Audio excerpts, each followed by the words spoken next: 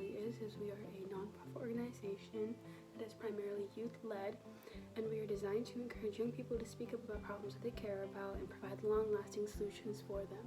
And we are also primarily an online organization.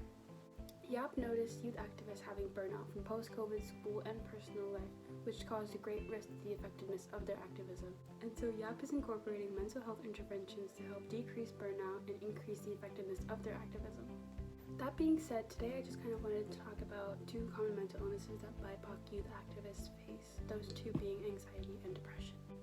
Being young and being in your youth, you're kind of always told like, oh, you're not smart enough yet, you don't have enough knowledge yet, obviously you're not old enough yet to talk about topics that like might be important to you, like the very infamous Thanksgiving dinner political talks that your parents might tell you to like leave for because they don't think you're experienced enough yet. Being pushed aside because you're being told you're not old enough yet.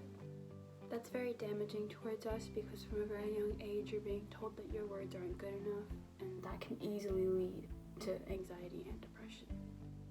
Touching a little bit more on anxiety right now, I just kind of wanted to give a quick definition of what anxiety is. Anxiety is the persistent fear and worry of everyday situations, and one of the everyday situations that you're going to see in activism is public speaking. That's kind of like the main point of activism. Hearing those words from an early age and kind of them getting into your system will like mess with your head, and that's kind of like how the anxiety, where it comes from, because your parents never let you speak, so now how are you expected to speak freely in front of a bunch of people? Also, the fact that we're students, you know, we always have a constant fear of living up to our expectations, or like living up to our accomplishments. Like, all of these things combined are really detrimental to our mental health when it comes to anxiety. Your thinking kind of becomes like, oh, if my words weren't good enough back then, how can they be good now? And that really feeds into the anxiety.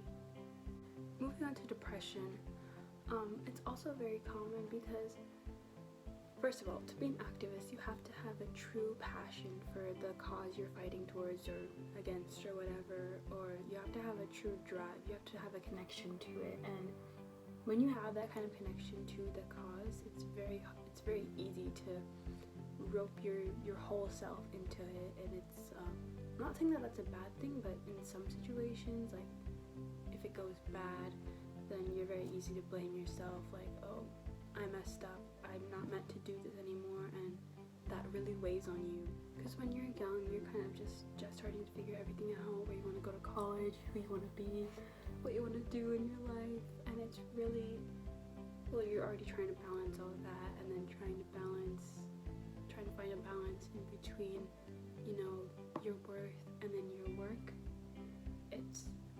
It gets really challenging.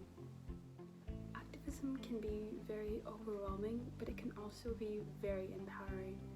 And one thing that I like to keep in mind is my work isn't a direct translation of who I am or what my worth is. Even if I did put my all into it, it was probably something external that I couldn't control, or maybe simply it was just something that I have to look back at and just do better on, because we're always learning.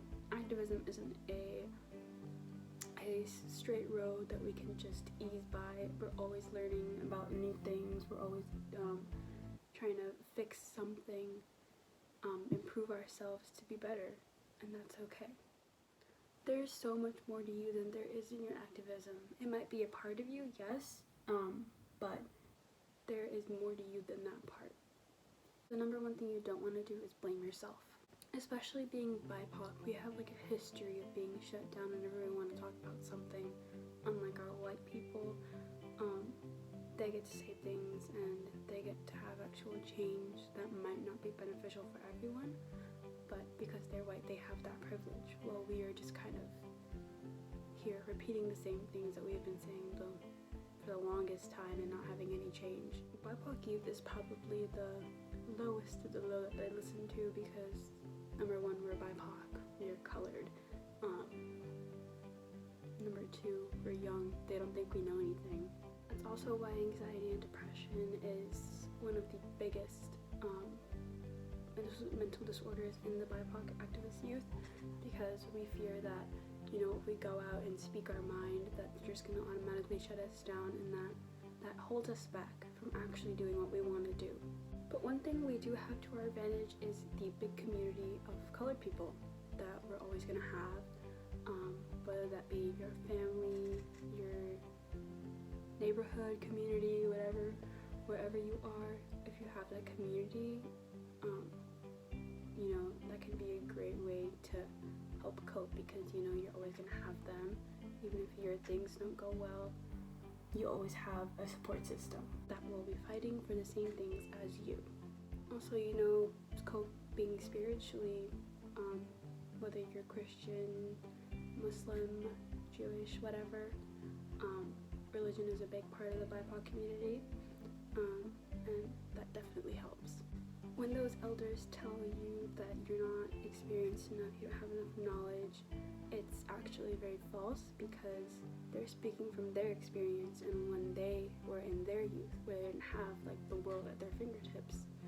But we do, and we get to use that to our advantage, and that's something that they can't understand yet.